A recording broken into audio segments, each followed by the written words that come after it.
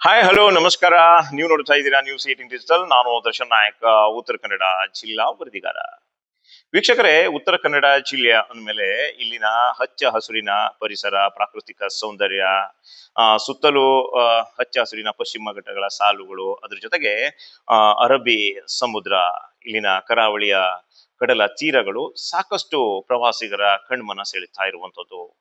ಇವತ್ತು ಮಳೆಗಾಲದ ಸಂದರ್ಭದಲ್ಲಿ ಇಂಥ ಹಚ್ಚ ಹಸುರಿನ ಪ್ರಾಕೃತಿಕ ಸೌಂದರ್ಯವನ್ನ ಕಣ್ತುಂಬಿಕೊಳ್ಳೋದೇ ಒಂದು ಕಣ್ಣಿಗೆ ಹಬ್ಬ. ಇದರ ನಡುವೆ ಉತ್ತರ ಕನ್ನಡ ಜಿಲ್ಲೆಯ ಅಂಕೋಲಾ ತಾಲೂಕು ಆ ಸಾಕಷ್ಟು ವೈಶಿಷ್ಟ್ಯತೆಗೆ ಹೆಸರು ಆದಂತ ತಾಲೂಕು.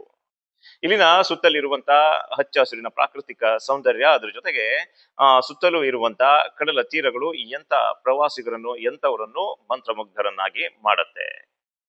ಹೌದು ವೀಕ್ಷಕರೇ, ಈ ವಿಚಾರ ಯಾಕೆ ಹೇಳ್ತಾ ಇದ್ದೀನಿ ಅಂದ್ರೆ, ಉತ್ತರ ಕನ್ನಡ ಜಿಲ್ಲೆಯ ಅಂಕೋಲಾ ತಾಲೂಕಿನ ನದಿ ಭಾಗ ಎನ್ನುವಂತಹ ಒಂದು ಗ್ರಾಮದಲ್ಲಿ ಪ್ರತಿ ವರ್ಷ ನಿಸರ್ಗವೇ ಹುಟ್ಟಿ ಹಾಕಿದಂತ ಮರಳಿನ ದಿಬ್ಬವನ್ನ ಇಲ್ಲಿನ ಗ್ರಾಮಸ್ಥರು ಅದನ್ನ ಕಡಿದು ನದಿ ಮತ್ತು ಸಮುದ್ರ ಸಂಗಮಕ್ಕೆ ಅವಕಾಶವನ್ನ ಮಾಡಿಕೊಡ್ತಾರೆ. ಹೌದು ವೀಕ್ಷಕರೇ, ಪ್ರಕೃತಿಯ ವೈಶಿಷ್ಟ್ಯತೆ ಹೇಗಿರುತ್ತೆ, ಏನಿರುತ್ತೆ ಎನ್ನುವಂತ ಬಗ್ಗೆ ಈ ವರದಿಯಲ್ಲಿ ವಿಸ್ತಾರವಾದಂತಹ ಒಂದು ಮಾಹಿತಿಯನ್ನ ಕೊಡ್ತಾ ಹೋಗ್ತೀವಿ, ಕೇಳಿ. ಹೌದು, ಇದು ಉತ್ತರ ಕನ್ನಡ ಜಿಲ್ಲೆಯ ಅಂಕೋಲಾ ತಾಲೂಕಿನ ನದಿ ಭಾಗ ಎನ್ನುವಂತಹ ಒಂದು ಗ್ರಾಮ.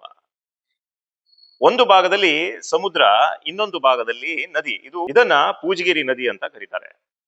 ಬೇಸಿಗೆಯ ಸಂದರ್ಭದಲ್ಲಿ 6-8 ತಿಂಗಳುಗಳ ಕಾಲ ಸಮುದ್ರ ಮರಳಿನ ದಿಬ್ಬವನ್ನ ಸೃಷ್ಟಿ ಮಾಡುತ್ತೆ. ಅಂದ್ರೆ ನಿಸರ್ಗವೇ ಇವತ್ತು ಒಂದು ಮರಳಿನ ದಿಬ್ಬವನ್ನ ಸೃಷ್ಟಿ ಮಾಡುತ್ತೆ. ನದಿ ಮತ್ತು ಸಮುದ್ರದ ಸಂಗಮದ ಸಂಬಂಧ ಕಡಿದು ಹೋಗುತ್ತೆ. ಬೇಸಿಗೆಯ ಸಂದರ್ಭದಲ್ಲಿ ನದಿ ಮತ್ತು ಸಮುದ್ರ ಸಂಗಮ ಆಗೋದು ಈ ಮರಳಿನ ದಿಬ್ಬ ತಡೆಯುತ್ತೆ. ಅದಾದ ನಂತರ ಮಳೆಗಾಲ ಆರಂಭವಾಗ್ತಿದ್ದಂತೆ ಇಲ್ಲಿನ ಪೂಜಗೇರಿ ನದಿ ಉಕ್ಕಿ ಹರಿಯಲು ಆರಂಭಿಸುತ್ತೆ. ಈ ಪೂಜಗೇರಿ ನದಿ ಉಕ್ಕಿ ಹರಿದ್ರಿಂದ ಇಲ್ಲಿನ ಸಾಕಷ್ಟು ಊರಿಗೆ ಪ್ರವಾಹ ಪರಿಸ್ಥಿತಿ ಎದುರಾಗುವಂತ ಲಕ್ಷಣಗಳಿರುತ್ತೆ. ಅದ್ರ ಜೊತೆಗೆ ಕೃಷಿ ಮಾಡಲು ಸಾಕಷ್ಟು ಸಮಸ್ಯೆ ಆಗುತ್ತೆ. ಈ ಹಿನ್ನೆಲೆಯಲ್ಲಿ ಈ ನದಿಯನ್ನ ಸಮುದ್ರಕ್ಕೆ ಸಂಗಮ ಮಾಡಬೇಕು, ನದಿ ನೀರು ಸಂಗಮಕ್ಕೆ ಹರಿಬೇಕು ಅಂದ್ರೆ ಇಲ್ಲಿ ನಿಸರ್ಗವೇ ಸೃಷ್ಟಿ ಮಾಡಿದಂತ ಮರಳಿನ ದಿಬ್ಬವನ್ನ ಕಡಿಬೇಕಾಗತ್ತೆ. ಇದನ್ನ ಗ್ರಾಮ್ಯ ಭಾಷೆಯಲ್ಲಿ ಕೋಡಿ ಕಡಿಯೋದು ಅಂತಾರೆ. ಈ ಕೋಡಿ ಕಡಿಯೋದನ್ನ ಇಲ್ಲಿನ ಗ್ರಾಮಸ್ಥರೇ ಸ್ವತಃ ತಮ್ಮ ಶ್ರಮವನ್ನ ವಹಿಸಿ ಕೋಡಿಯನ್ನ ಕಡಿತಾರೆ. ಆ ಮೂಲಕ ನದಿ ಮತ್ತು ಸಮುದ್ರಕ್ಕೆ ಸಂಗಮಕ್ಕೆ ಅವಕಾಶವನ್ನ ಮಾಡಿಕೊಡ್ತಾರೆ. ಅದರ ಜೊತೆಗೆ ಪ್ರವಾಹ ಪರಿಸ್ಥಿತಿಯಲ್ಲಿ ಎದುರಾಗತ್ತೋ ಅದನ್ನೆಲ್ಲವೂ ಕೂಡ ಶಾಂತವಾಗತ್ತೆ. ಆ ಹಿನ್ನೆಲೆಯಲ್ಲಿ ಆ ಕೋಡಿಯನ್ನ ಕಡಿಯಬೇಕಾದಂತ ಒಂದು ಅನಿವಾರ್ಯತೆ ಇರುತ್ತೆ. ಹಾಗಾದ್ರೆ ಆ ಕೋಡಿಯನ್ನ ಯಾರು ಕಡಿತಾರೆ? ಜಿಲ್ಲಾಡಳಿತದಿಂದ ಕಡಿಯಲು ಹೇಳ್ತಾರ, ಅಥವಾ ಅಲ್ಲಿನ ಸ್ಥಳೀಯ ಆಡಳಿತ, ತಾಲೂಕು ಆಡಳಿತದಿಂದ ಅದನ್ನಾದ್ರೂ ಕಡಿತಾರ, ಅಥವಾ ಇಲ್ಲಿನ ಊರಿನ ಜನರು ಯಾರನ್ನಾದ್ರೂ ಆಳುಗಳನ್ನ ಹಾಕಿ ಆ ಕೋಡಿಯನ್ನ ಕಡಿತಾರ? ಇಲ್ಲ ವೀಕ್ಷಕರೇ, ಇಡೀ ಊರೇ ಜನರು ಬಂದು ಆ ಕೋಡಿಯನ್ನ ಕಡಿತಾರೆ. ನದಿ ಭಾಗ ಊರಿನ ಪ್ರತಿಯೊಂದು ಮನೆಯಿಂದ 2-3 ಜನ ಬಂದು ಅಲ್ಲಿ ನಿರ್ಮಾಣ ಆದಂತ ಮರಳಿನ ದಿಬ್ಬವನ್ನ ಗುದ್ದಲಿ ಪಿಕಾಸಿಗಳ ಮೂಲಕ ಅದನ್ನ ತೆರವು ಮಾಡ್ತಾರೆ. ಆ ಮೂಲಕ ನದಿಯ ನೀರು ಸಮುದ್ರ ಸೇರಲು ಅವಕಾಶವನ್ನ ಮಾಡ್ಕೊಡ್ತಾರೆ. ಅಂದ್ರೆ ನದಿ ಮತ್ತು ಸಮುದ್ರ ಸಂಗಮ ಆಗಲು ಅವಕಾಶವನ್ನ ಮಾಡ್ಕೊಡ್ತಾರೆ. ನದಿ ಮತ್ತು ಸಮುದ್ರ ಸಂಗಮ ಆಗದೆ ಇದ್ರೆ, ಇದು ಕೋಡಿ ಹಾಗೆ ಉಳಿದ್ರೆ, ಅಂದ್ರೆ ಮರಳಿನ ದಿಬ್ಬ ಹಾಗೆ ಉಳಿದ್ರೆ, ಪೂಜಗೇರಿ ನದಿಯಿಂದ ಇಲ್ಲಿನ ನದಿ ಭಾಗ ಆಗಿರ್ಬೋದು, ಬೊಬ್ರವಾಡ ಆಗಿರ್ಬೋದು, ಅದೇ ರೀತಿ ಸುತ್ತಮುತ್ತಲಿನ ಎಲ್ಲಾ ಹಳ್ಳಿಗಳಿಗೂ ಪ್ರವಾಹ ಪರಿಸ್ಥಿತಿ ಎದುರಾಗುವಂತ ಒಂದು ಲಕ್ಷಣ ಇರುತ್ತೆ. ಅದ್ರ ಜೊತೆಗೆ ಇನ್ನು ಕೃಷಿಕರಿಗೆ ಸಾಕಷ್ಟು ಸಮಸ್ಯೆ ಆಗತ್ತೆ. ಯಾವುದೇ ರೀತಿಯಾದಂತ ಒಂದು ಕೃಷಿ ಮಾಡಲು ಆಗೋದಿಲ್ಲ. ಎಲ್ಲಾ ಕಡೆಯೂ ಪೂಜಗೇರಿ ನದಿ ಉಕ್ಕಿ ಹರಿತಾ ಇರುತ್ತೆ. ಅದನ್ನ ತಪ್ಪಿಸುವಂತ ಒಂದು ನಿಟ್ಟಿನಲ್ಲಿ ಇಲ್ಲಿ ನಿಸರ್ಗವೇ ಸೃಷ್ಟಿ ಮಾಡಿದಂತ ಮರಳಿನ ದಿಬ್ಬವನ್ನ ಇಲ್ಲಿನ ಊರಿನ ಜನರು ಸ್ವತಃ ಪರಿಶ್ರಮ ವಹಿಸಿ ಈ ಕೋಡಿಯನ್ನ ಕಡಿದು ನದಿ ಮತ್ತು ಸಮುದ್ರವನ್ನ ಸಂಗಮ ಮಾಡಲು ಅವಕಾಶವನ್ನ ಮಾಡಿಕೊಡ್ತಾರೆ. ಆ ಮೂಲಕ ನದಿಯ ನೀರು ನೇರವಾಗಿ ಸಮುದ್ರಕ್ಕೆ ಹರಿದು ಹೋಗಲು ಅವಕಾಶವನ್ನ ಮಾಡಿಕೊಡ್ತಾರೆ. ಇಂಥದೊಂದು ಅಪರೂಪದ ದೃಶ್ಯಕ್ಕೆ ಉತ್ತರ ಕನ್ನಡ ಜಿಲ್ಲೆಯ ಅಂಕೋಲಾ ತಾಲೂಕಿನ ನದಿ ಭಾಗ ಸಾಕ್ಷಿಯಾಗತ್ತೆ.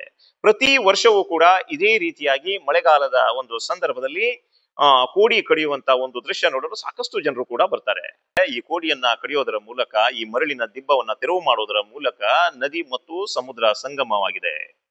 ಅದ್ರ ಜೊತೆಗೆ ಪೂಜಗಿರಿ ನದಿ ಹರಿಯುತ್ತಿರುವಂತ ಸುತ್ತಮುತ್ತಲಿನ ಹಳ್ಳಿಗಳ ಜನರು ಇವತ್ತು ನಿಟ್ಟುಸಿರು ಬಿಟ್ಟಿದ್ದಾರೆ. ಅಂದ್ರೆ ಮುಂದೆ ಕೃಷಿಯನ್ನ ಮಾಡಲು ಅನುಕೂಲವಾಗುತ್ತೆ. ಅದ್ರ ಜೊತೆಗೆ ಇಲ್ಲಿ ಯಾವುದೇ ರೀತಿಯಾದಂತಹ ಒಂದು ಪ್ರವಾಹ ಪರಿಸ್ಥಿತಿ ಎದುರಾಗಲ್ಲ. ಎಷ್ಟೇ ಮಳೆ ಬಂದರೂ ಕೂಡ ಹರಿದಂತ ನೀರು ನೇರವಾಗಿ ಸಮುದ್ರ ಸೇರುತ್ತೆ.